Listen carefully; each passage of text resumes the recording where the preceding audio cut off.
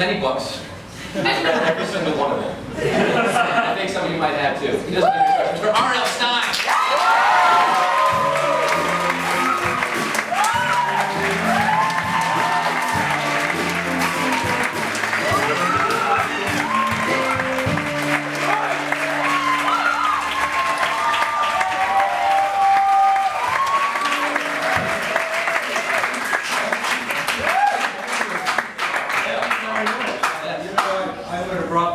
Too, but he's dead. That's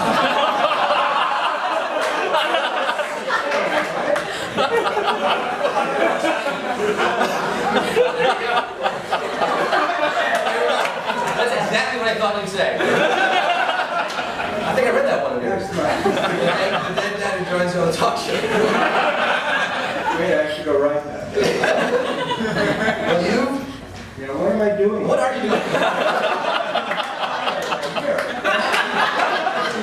How fun is it to come out here and all your adoring fans? This is horrifying.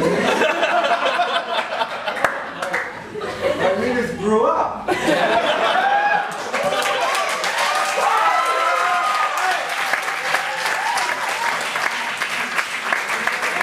getting a horrible shock to me. Yeah. You know, I do book signing now, and I get 7-year-olds and 10-year-olds and 25-year-olds and 50-year-olds. And I say, what are you doing here? What are you doing here? We like you when we... I'm nostalgia to them. Yeah. How would you like to be nostalgic? I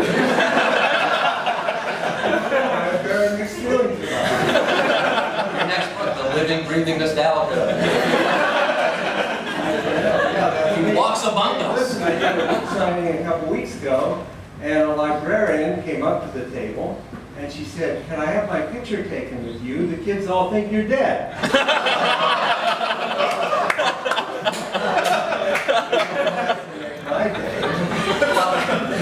I gotta say, Mr. Stine, or Bob, as you've been signing your emails. I'm getting emails from R.L. Stine. That's insane! Bob Stine. Yeah. Really? Yeah. I'm sorry, I can't call you Bob. No one ever called me R.L. in my life. Never.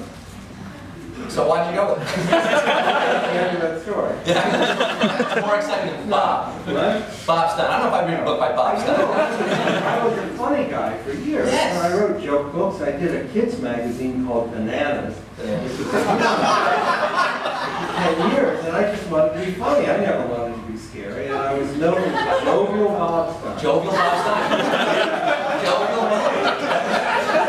I wrote a scary novel, this very first scary novel called Blind Date. Yeah. And I thought, Jovial Bob Stine? That's probably not a good idea. It's not going to work. Jovial's the wrong adjective there. So, yeah. So I used my initials.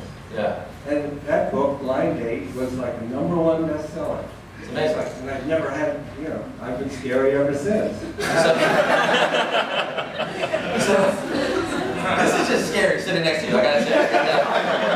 Because honestly, I mean, kind of set it up, you know, the lead singer of the Spin Doctors last week, and I was telling you the same thing. I mean, Pocketful of Kryptonite came out when I was 8 years old, really hit big. My first cassette, that was the songs of my youth.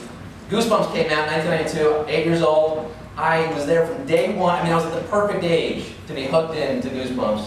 I must have read the first 40 of those books. I pore over the covers, I feel the embossed, you know, Goosebumps. The embossed title, I love that. Yeah, right. R.L. Stine, and I would look, you know, R.L. Stine. Right. I never thought you were a real person. Who is she? But you were like a supernatural being to me. Like the books just appeared every month. They were there. It's terrifying to see it. It's like being at Mount Olympus with Zeus. Like you're my god. That's too much. It's too much. Maybe it's too much. My son was your age. That's right. He's the right age. He didn't care about you. You know all my stories. His claim to fame was that he never read one of my books. I don't believe that. Isn't that horrible? No, it's just to make Dad nuts. It really worked. He never read one. He used to take him in. He used to come home and say, "Dad, you have to put Jamie in the next one. Dad, you have to put Will." And he used to sell parts. He paid him like $10. He never read one. He read And he read only Garfield comics. His entire childhood. That's all he read. He read Garfield. Not even the Far Side? No, Garfield? Just Garfield. He went off to college. He was an English major. And now he's reading your books. Now he's going back. Now he does my website, so he has to read something. Now you're paying him. Yeah. Yeah. Well, at least I voted for you. My dad was a politician. I voted for you at least. I could have snubbed you. I hope I never asked. So Yeah. Well, that's what I said. Yeah. Like your son. It's a sad story. You have a lot of pain in your life. Mr. Stine, this is where it all comes from, all your books. So it's the 20th 20th anniversary. 20th anniversary of Goosebumps. This is. That's why I love it.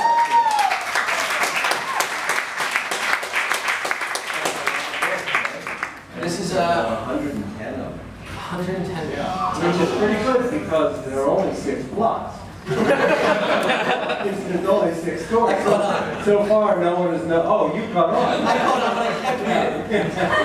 It's those page turns, you know, you change the characters, the setting, you know, say choose and die, it's a little different piano lessons. Can be deadly, it's a little different. Remember that one? Should we just throw titles out? People want to hear that. What's your favorite Goosebumps? I like one that no one likes. Yeah. And no one ever mentions. They didn't make a TV show of it. What's that? It's called Brain Juice. Brain Juice. It came fairly late in the cycle. It was about 2 kids who drink this purple liquid and they get really smart.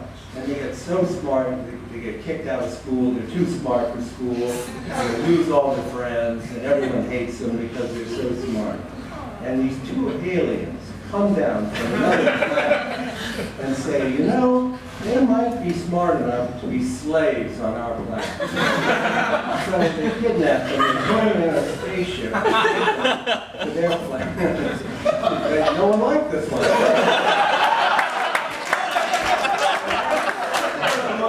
What's the big twist? Yeah. They get stupider and stupider and stupider. I don't know, no one ever mentioned that one. I'm going to pick one up. Is it available at the Strand? You can't find it anywhere. The Haunted Mask deal was about one. How many of you have seen The Haunted Mask?